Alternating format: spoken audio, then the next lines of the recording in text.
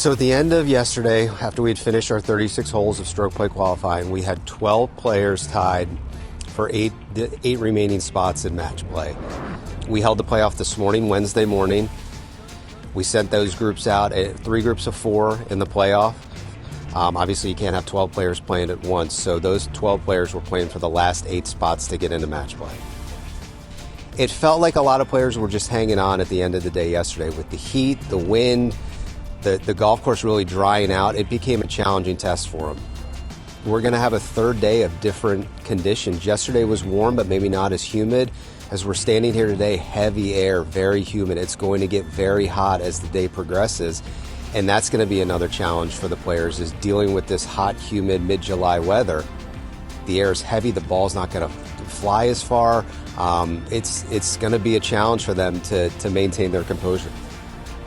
Yeah, you know, it's tough going out last where, you know, I wasn't really watching what was going on, so I'm telling myself I got to make par, hit a good drive, good second shot right to the middle of the green, and greens are a little faster today, and, you know, just hit it by a little bit and left myself a tricky one down the hill and then wasn't able to capitalize, but you know, I was thankful that, you know, some other people made some bogeys.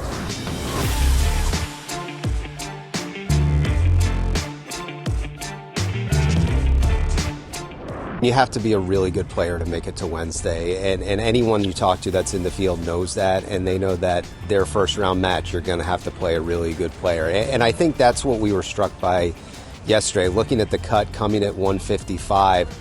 That was 2 rounds of really good golf out here.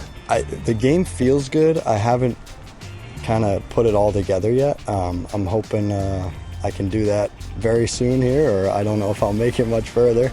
But, you know, Kurt played really nicely down the stretch, and it was a really good match. I think it was, my longest match in a couple of years. So today it's kind of just trying to go out and do the same exact thing I've done the last couple days. So I'm really just getting loose on the range, just feeling some shots I might see out there, and then just trying to go out there and hit some good golf shots. Really, my approach stays pretty similar. You had to be playing well to make it, and I think everybody agrees the 64 that make it have earned their spot in. You talked to some of the players that were outside of the cut line yesterday, and their biggest takeaway is I have to play better if I want to make it. So you really had to play well over 2 rounds to make it, and it's a good crop of 64 players that are left. I think once you start thinking about school or holes ahead, you get distracted and you might not make your best swing. So, you know, whether it's for birdie, bogey, or par, just trying to really take your time and, you know, make the best swing you can and see what happens. So it's setting the golf course up for match play is a different animal than it is for stroke play. The first 2 days of qualifying, you're trying to set the golf course up fair for 156 players. You're doing your best to get everybody around. You want a fair but challenging setup. Match play is different because, as we've talked about, it's you and your opponent. You're not really worried about what's going on with the rest of the field. And the challenge from a course setup standpoint comes, and you want the players to have to think as they're working away around the golf course. So there are some different tees that we're using today. The 3rd hole, we've talked about quite a bit this week, a very long par 3. It's 224 yards today. It's the longest it's played all week.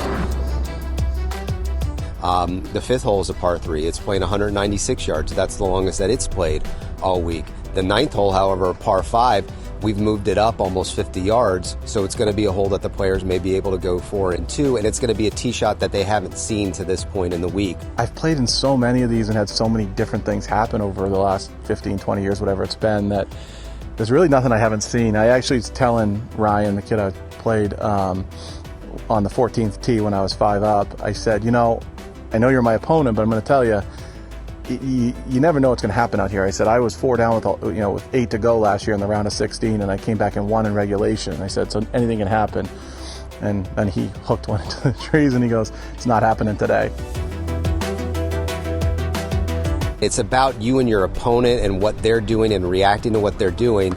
But at the end of the day, you want to have a fair but challenging setup and make the players think their way around the golf course.